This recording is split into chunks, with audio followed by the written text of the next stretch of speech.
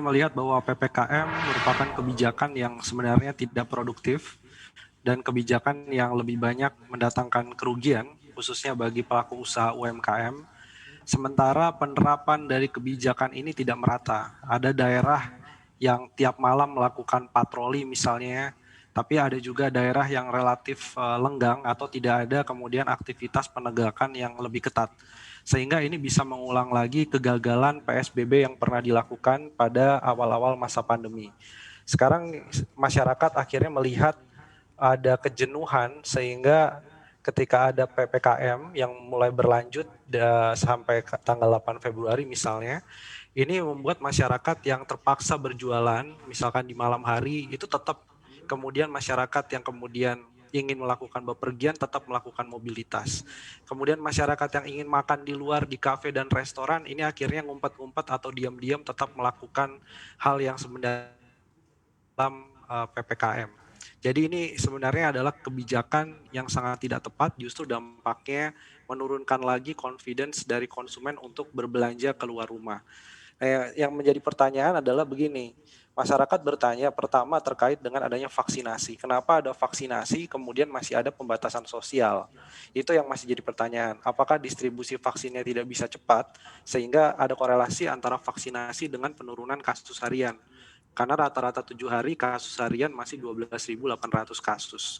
Yang kedua, itu berkaitan dengan insentif. Oke, pemerintah mau melakukan kebijakan pembatasan sosial. Ada ide misalnya untuk melakukan lockdown. Tapi yang jadi pertanyaan adalah seberapa besar insentif yang diberikan. Toh sekarang kita melihat subsidi upah tidak dianggarkan tahun 2021. Padahal dalam kondisi adanya pembatasan sosial di Jawa Bali, tanpa bantuan stimulus yang lebih besar dari pemerintah, banyak pelaku usaha tidak bisa memberikan gaji atau tunjangan kepada para karyawannya atau terpaksa dirumahkan tanpa digaji. Nah, ini salah satu konsekuensi yang harusnya pemerintah pikirkan baik-baik.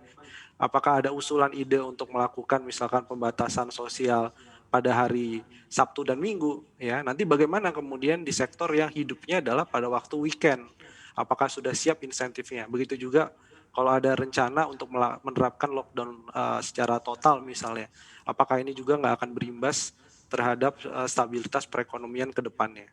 Itu yang harus dipikirkan baik-baik oleh pemerintah. Artinya kalau mendengar pemaparan tadi, ini lebih banyak negatifnya daripada positifnya untuk kegiatan pembatasan PPKM ini sendiri. Lalu apa langkah selanjutnya yang lebih baik dilakukan oleh pemerintah? Karena kalau kita hanya mengandalkan pada vaksin, ini para ahli juga menilai tidak akan sejalan begitu dengan pertambahan jumlah kasus yang terus menggunung setiap harinya. Ya, yang paling penting itu sebenarnya ya terkait misalkan vaksinasi. Kita harus mendengarkan dari ahli epidemiologi dan yang menarik adalah di Indonesia yang penerima vaksin pertama salah satunya adalah influencer anak muda. Sementara kalau di luar negeri penerima vaksin itu yang diprioritaskan adalah lansia karena mereka adalah kelompok yang paling rentan tertular COVID-19 atau yang punya komorbid penyakit bawaan. Nah ini pemerintah harus mulai kemudian melakukan evaluasi juga terkait vaksinasi.